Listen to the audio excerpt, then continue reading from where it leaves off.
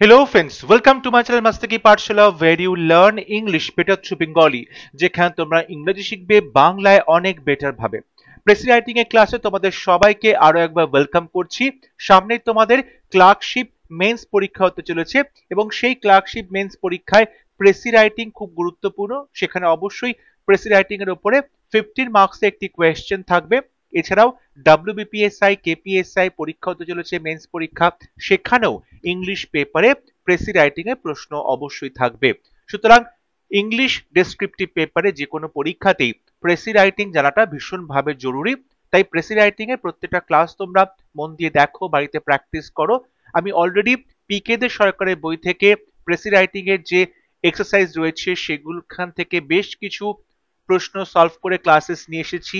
এছাড়াও বিভিন্ন সরকারি চাকরির প্রিভিয়াস ইয়ার্সে যে সমস্ত প্রশ্নগুলো এসেছিল সেগুলো সলভ করেও ক্লাসেস নিয়ে আসা হয়েছে। তাই প্রত্যেকটা ক্লাস খুব গুরুত্বপূর্ণ তোমাদের পরীক্ষা প্রিপারেশনকে জোরদার করার জন্য। ক্লাসেসগুলো বারবার করে তোমরা দেখো, বাড়িতে প্র্যাকটিস করো। তাহলে শুরু করছি আজকে প্রেসি রাইটিং এর ক্লাস। যে প্যাসেজটি এখানে রাখা হয়েছে সেই প্যাসেজটি আমরা ইংলিশ থেকে বাংলায় খুব ভালো করে তার মিনিংটা বোঝার চেষ্টা করব।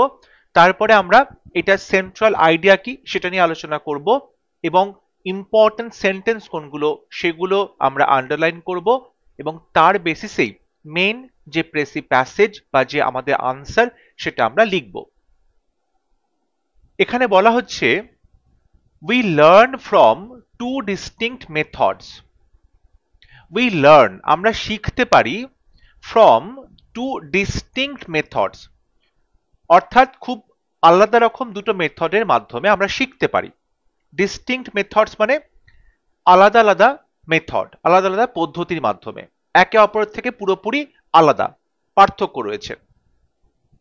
One, the method of gaining knowledge by doing something on our own. প্রথম যে মেথড সেটা হচ্ছে the method of gaining knowledge. তুমি জ্ঞান আহরণ করছো, ঠিক আছে, তুমি জ্ঞান অর্জন করছো by doing something, কোনো কাজ করার মাধ্যমে, on our own, নিজেরাই। অর্থাৎ এখানে আমরা নিজেরা কাজ করার মাধ্যমে কিছু শিখতে পারছি। অর্থাৎ নিজেরা যে কাজ করছি বা যে হাতে কলমে শেখা যেটাকে বলে সেটা কিন্তু এই মেথডে সম্ভব হচ্ছে। দি আদার ইজ, অন্য মেথড হচ্ছে the method of receiving instructions from someone else. অন্য উপায়টা হচ্ছে তুমি ইনস্ট্রাকশন কারো কাছ থেকে পাচ্ছ, নির্দেশ পাচ্ছ কারো কাছ থেকে এবং সেই মতো তুমি কাজ করছো। তাহলে প্রথম মেথড হচ্ছে তুমি নিজে হাতে কলমে কাজটা করে কাজ শিখতে পারছো, নলেজ গেইন করতে পারছো। সেকেন্ড মেথড হচ্ছে তোমাকে কিছু ইনস্ট্রাকশন দেওয়া হচ্ছে, তোমাকে বলে দেওয়া হচ্ছে কোনটার পর কোনটা করবে, কিভাবে তুমি জ্ঞান আহরণ করতে পারবে, তুমি সেটার মাধ্যমে জ্ঞান অর্জন করছো। The knowledge acquired by the first method, প্রথম যে মেথড যেটা বলছে অভিজ্ঞতার মাধ্যমে তুমি শিখছো, হাতে কলমে কাজের মাধ্যমে তুমি শিখছো, সেইটা ইজ মাচ মোর লাস্টিং, অনেক বেশি তার দীর্ঘত্ব, অনেক বেশি দিন সেটা টিকতে পারে than the same gained through instructions. অর্থাৎ যে জ্ঞানটা বা নলেজটা আমরা কারোর ইনস্ট্রাকশনের মাধ্যমে, কারোর নির্দেশের মাধ্যমে, কোনো বই পড়ে পুঁথিগত বিদ্যার মাধ্যমে শিখছি, তার থেকে যেটা হাতে কলমে শেখা হচ্ছে সেই জ্ঞানটা অনেক দিন টেকে, অনেক বেশি লাস্ট করে। ফর লার্নিং থ্রু ইনস্ট্রাকশনস, যখন তোমাকে কেউ নির্দেশ দিচ্ছে এবং তুমি সেই নির্দেশ অনুযায়ী শিখছো, we are to strain our nerves, তাতে কি হয় আমাদের স্নায়ুর ওপরে চাপ পড়ে, মাথার ওপরে চাপ পড়ে, অ্যান্ড ব্রেনস, এবং আমাদের ব্রেনের ওপরে চাপ পড়ে টু রিমেম্বার, কিছুটা মনে রাখতে হবে, মনে করতে হবে, কি পড়েছিলাম, কি মুখস্থ করেছিলাম, ভালো করে মনে রাখতে হবে এবং রিক্যাপিচুলেট দ্য লেসন্স। এই যে মুখস্থ করা, তোমাকে তোমার পড়াটা বা তোমার সাবজেক্টটা, তোমার টপিকটা ভালো করে মুখস্থ করতে হচ্ছে, ঠিক আছে। এই জিনিসটার জন্য কি হচ্ছে, এই জিনিসটার জন্য আমরা যে শিখছি বই পড়ে বা ক্লাসরুম থেকে বা টিচারের কাছ থেকে, তাতে কি হয় আমাদের মাথার উপরে, আমাদের নার্ভের উপরে অনেক বেশি প্রেসার পড়ে।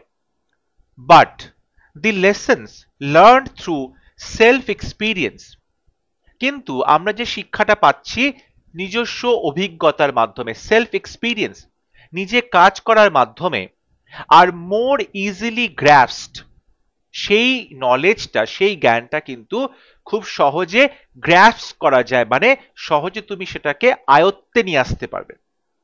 অর্থাৎ যে শিক্ষাটা, যে নলেজটা, জ্ঞানটা আমরা পাচ্ছি হাতে কলমে কাজ করার মাধ্যমে, সেই জ্ঞানটা আমরা খুব সহজেই নিজেদের আয়ত্তে নিয়ে আসতে পারি। দে আর ইমপ্রিন্টেড অন আওয়ার মেন্টাল প্লেট। আমাদের মাথার মধ্যে হাতে কলমে কাজ করার ফলে, অভিজ্ঞতার ফলে যে জ্ঞানটা, সেটা কিন্তু পুরো খোদিত হয়ে গেছে, খোদাই করা হয়ে গেছে। অর্থাৎ আমাদের একবার সেই নলেজটা যদি আমরা পাই, জ্ঞানটা অর্জন করি, তাহলে সেটা কখনো ভুলবো না আমরা। We can easily fall back upon it as and when necessary. যখনই আমাদের প্রয়োজন হবে তখনই কিন্তু আমরা সেই এক্সপিরিয়েন্সটাকে কাজে লাগাতে পারি, সেই নলেজটার কাছে ফিরে যেতে পারি, সেই নলেজটাকে আমরা কাজে লাগাতে পারি।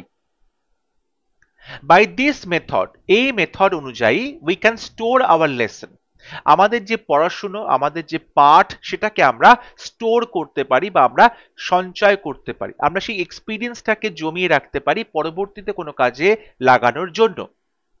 The knowledge gained through experience is thorough, accurate and complete. The knowledge gained through experience, অভিজ্ঞতার মাধ্যমে আমরা যে নলেজটা পাই, যে জ্ঞানটা আহরণ করি, সেটা হচ্ছে থরো। থরো মানে খুব গভীর সেই জ্ঞান, অর্থাৎ সেটা বলতে পারো যে গভীরভাবে কোনো একটা জ্ঞান লাভ করা যায় হাতে কলমে কাজ করলে, বাস্তব অভিজ্ঞতার মাধ্যমে। অ্যাকিউরেট, প্রচন্ড সঠিক হয়, অ্যান্ড কমপ্লিট, এবং সম্পূর্ণ একটা জ্ঞান হয়। ধরো আমরা যে বইতে যে জ্ঞান পাচ্ছি, বই পড়ে যেটা শিখছি, বা ক্লাসরুমে যেটা শিখছি, বা পুঁথিগত বিদ্যার মাধ্যমে যেটা শিখছি, সেটা কিন্তু বলতে পারো কমপ্লিট নয়, সেটা অসম্পূর্ণ। কারণ সেখানে প্র্যাকটিক্যাল বা অ্যাপ্লিকেশন জায়গাটা কম থাকে। আমরা শুধু বই পড়ছি, বই পড়ে জ্ঞান আহরণ করছি, ইনফরমেশন গ্যাদার করছি, সেটা পরীক্ষাতে গিয়ে আমরা উগরে দিচ্ছি, ভালো নাম্বার পাচ্ছি। কিন্তু ওই জ্ঞানটাকে যখন বলা হবে বাস্তব জীবনে কাজে লাগাতে, প্র্যাকটিক্যাল যে ক্ষেত্র, সেখানে ওটাকে কাজে লাগাতে, তার অ্যাপ্লিকেশন বিষয়টা, সেটা কিন্তু ওখানে জিরো হয়ে যাচ্ছে। সেখানে কোনো অ্যাপ্লিকেশনের ব্যাপার নেই, কারণ ওটা পুরোটাই একটা থিওরিটিক্যাল বিষয় হচ্ছে। তাহলে সেখানে ওই নলেজটা কিন্তু কমপ্লিট হচ্ছিল না, কারণ তার ব্যবহারিক দিকটা আমরা জানতে পারছিলাম না। বাট যখন তুমি এক্সপিরিয়েন্সের মাধ্যমে কোনো নলেজ গেইন করছো, অভিজ্ঞতার মাধ্যমে হাতে কলমে কাজ শিখে, তখন সেই জ্ঞানটা পুরোপুরি কমপ্লিট হয়, কারণ সেখানে তোমার অ্যাপ্লিকেশনটাও হয়ে যাচ্ছে। Self experience cannot be substituted by any amount of classroom demonstration or lectures by the best teachers. তুমি ক্লাসরুমে বসে যতই পড়াশোনা করো না কেন, কিংবা বেস্ট টিচারদের দ্বারা তুমি যতই লেকচার শোনো না কেন, সেটা কিন্তু কখনোই সেলফ এক্সপিরিয়েন্সের মাধ্যমে যে নলেজ গেইন করছো তাকে রিপ্লেস করতে পারবে না, বা তার পরিবর্তে তুমি এটাকে কাজে লাগাতে পারবে না। অর্থাৎ সেলফ এক্সপিরিয়েন্স বা হাতে কলমে কাজ করাটাকে তুমি কখনোই কিন্তু অন্য একটা ক্লাসে লেকচার শোনা বা যেটা ডেমনস্ট্রেশন, তার মাধ্যমে যে জ্ঞান, দুটোকে কখনোই তুমি এক জায়গায় রাখতে পারবে না বা একটা লেভেলে নিয়ে আসতে পারবে না। কারণ সেলফ এক্সপিরিয়েন্সের মাধ্যমে যে জ্ঞান, সেটা অনেক বেশি এফেক্টিভ, সেটা অনেক বেশি এফেক্টিভ, কারণ তুমি সেটা হাতে কলমে কাজের মাধ্যমে শিখছো। আর যেটা তুমি মুখস্থ করছো, সেটা কিন্তু বেশি দিন তোমার মনে থাকবে না, সেটা বেশি এফেক্টিভ নয়, সেটা দীর্ঘমেয়াদী নয়। The first hand and intimate knowledge of any subject, অর্থাৎ কোনো একটা বিষয়ে তোমার যে ঘনিষ্ঠ যে জ্ঞান বা গভীর যে জ্ঞান রয়েছে, এবং যেটা ফার্স্ট হ্যান্ড, অর্থাৎ তোমার বাস্তব অভিজ্ঞতা দিয়ে তুমি যেটা শিখেছো, ক্যান বি অ্যাকুয়ার্ড, সেটা অর্জন করা যেতে পারে only if, একমাত্র যদি, the students involve themselves, ছাত্ররা নিজেদেরকে ইনভলভ করে, কাজে লাগায়, in the entire process of a particular job, কোনো একটা কাজ করার যে পদ্ধতি, প্রসেস, সেই প্রসেসের মধ্যে যদি ছাত্ররা নিজেদেরকে সক্রিয়ভাবে তার সেখানে পার্টিসিপেট করে, অংশগ্রহণ করে, তাহলেই তারা এই যে ফার্স্ট হ্যান্ড এক্সপিরিয়েন্স বা বাস্তব অভিজ্ঞতা, সেটা তারা শিখতে পারবে। তাহলে সেক্ষেত্রে তাদের যে জ্ঞানের অ্যাপ্লিকেশন, সেটা ডেফিনেটলি সম্ভব হচ্ছে, এবং তার ফলে তাদের যে নলেজটা, সেটা পুরোপুরি কমপ্লিট হচ্ছে। তাহলে এই যে আমরা প্যারাগ্রাফটা পড়লাম, এই প্যারাগ্রাফে যদি তোমাদের প্রশ্ন করি, এখান থেকে তোমরা মেন যে আইডিয়া বা সেন্ট্রাল যে আইডিয়া সেটা কি বুঝতে পারলে? প্রথম কথা দেখো, সেন্ট্রাল আইডিয়া বলতে আমরা কিন্তু এখানে একটা বিষয় দেখছি যে যখন তুমি নিজে কোনো কাজ করছো বা কোনো এক্সপিরিয়েন্সের মাধ্যমে যে নলেজটা গেইন করছো সেটা অবশ্যই অনেক বেশি effective than the class lectures বা ইনস্ট্রাকটিভ মেথড। তোমাকে কেউ ইনস্ট্রাকশন দিচ্ছে, তুমি সেটা পড়ে পড়ে শিখছো। তার থেকে নিজে হাতে কলমে কাজ করে শেখাটা যে মেথডটা বা যে লার্নিংটা সেটা অনেক বেশি এফেক্টিভ। এটা কিন্তু সেন্ট্রাল আইডিয়া, এটা হচ্ছে মেন আইডিয়াটা এখানে প্যারাগ্রাফে লেখা রয়েছে। এবং আমরা এটাও বলতে পারি যে মানুষের যে অভিজ্ঞতা বা এক্সপিরিয়েন্স জীবনে চলার পথে সেটাই কিন্তু খুব বেশি ভাবে কাজে লাগে। অর্থাৎ এক্সপিরিয়েন্স একদিক থেকে আমাদের টিচার, এক্সপিরিয়েন্স একদিক থেকে আমাদের টিচার, যে অভিজ্ঞতা থেকে আমরা শিখি, হাতে কলমে কাজ করে ভুল করে আমরা সেখান থেকে শিখি। ঠিক আছে, সো এইটাই এই প্যারাগ্রাফের মেন আইডিয়া। এবার আমরা চলে আসব কোন সেন্টেন্সগুলো ইম্পর্টেন্ট, কোনগুলো আমরা আন্ডারলাইন করব। অবশ্যই প্রথমে যেটা রয়েছে যে method of gaining knowledge by doing something আর receiving instructions from someone else, এই দুটোর মধ্যে একটা কম্প্যারিজন চলছে। ঠিক আছে, প্রথম যেটা মেথডটা সেটা অনেক বেশি লাস্টিং করছে। ঠিক আছে, এটাও একটা ইম্পর্টেন্ট। এরপরে বলছে যে আমরা দেখতে পাচ্ছি যে এই যে নলেজটা যেটা আমরা গেইন করছি এক্সপিরিয়েন্সের মাধ্যমে সেটা অনেক বেশি থরো, অ্যাকিউরেট এবং কমপ্লিট। এবং তারপরে বলতে পারো যে সেলফ এক্সপিরিয়েন্সটাকে কখনোই তুমি সাবস্টিটিউট করতে পারবে না ক্লাসরুম ডেমনস্ট্রেশন বা লেকচারের মাধ্যমে। ঠিক আছে, এবং দ্য ফার্স্ট হ্যান্ড এবং intimate knowledge of any subject can be acquired only if the students involve themselves in the entire process of a particular job। তাহলে দেখো, যদি ছাত্ররা নিজেদেরকে কোনো একটা কাজে নিযুক্ত করে, সক্রিয়ভাবে অংশগ্রহণ করে, তাহলেই তারা কিন্তু সেই জ্ঞানটা অর্জন করবে, এবং যে জ্ঞানটা অর্জন করবে সেটা অবশ্যই খুব ইন্টিমেট হবে এবং ফার্স্ট হ্যান্ড এক্সপিরিয়েন্স। এই যে সেন্টেন্সগুলো আমরা আন্ডারলাইন করলাম, এবার এই সেন্টেন্সগুলোর উপরে বেস করে আমরা প্রেসি যে আনসার সেটা আমরা লিখব। এখানে টোটাল ওয়ার্ড ছিল 159, অ্যাপ্রক্সিমেটলি 159 ওয়ার্ডস রয়েছে। তাহলে এর ওয়ান থার্ড অংশ আমাদেরকে প্যারাগ্রাফ লেখার কাজে সাহায্য করবে।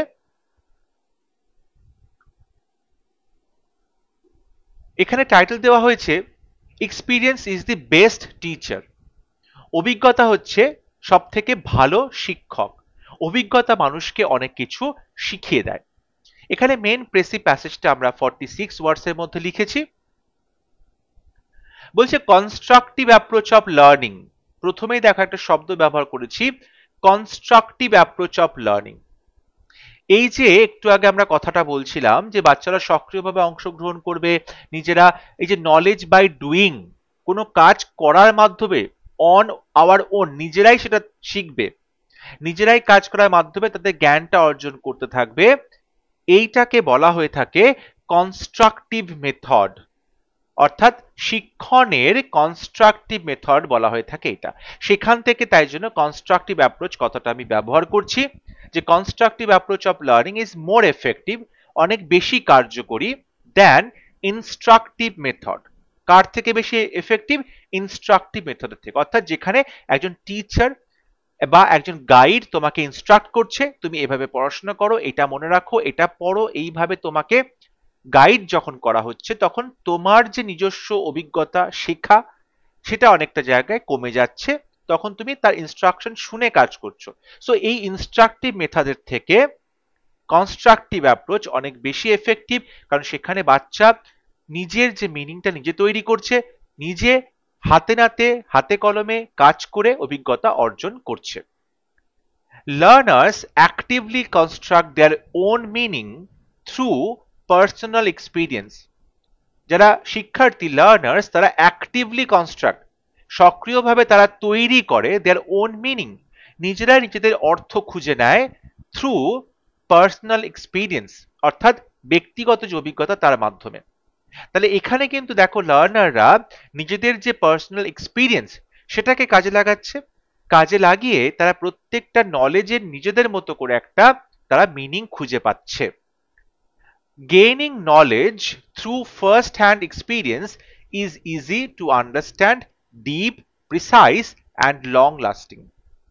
বলছে gaining knowledge through first hand experience, অর্থাৎ তোমার যে বাস্তব অভিজ্ঞতা বা হাতে কলমে কাজ করার যে অভিজ্ঞতা, তার মাধ্যমে তুমি যখন কোনো জ্ঞান অর্জন করছো, এক্ষেত্রে গেইনিং নলেজ এটা হচ্ছে তোমার সাবজেক্ট, ইজ সেটা হয় এই যে নলেজ অর্জন করার যে বিষয়টা সেটা হচ্ছে খুব ইজি টু আন্ডারস্ট্যান্ড, অর্থাৎ এটা হচ্ছে খুব সহজে তোমার মনে থাকে। তুমি যে নলেজটা গেইন করবে তোমার হাতে কলমে কাজ করার মাধ্যমে বা বাস্তব অভিজ্ঞতা থেকে, সেই নলেজটা কিন্তু তুমি সহজেই আন্ডারস্ট্যান্ড করতে পারবে। ডিপ একটু গভীরে যাচ্ছে, অর্থাৎ নলেজটা কি করছে, তোমাকে গভীর থেকে একটা আইডিয়া দিচ্ছে। নলেজটা কিন্তু সুপারফিশিয়াল লেভেলে কাজ করছে না।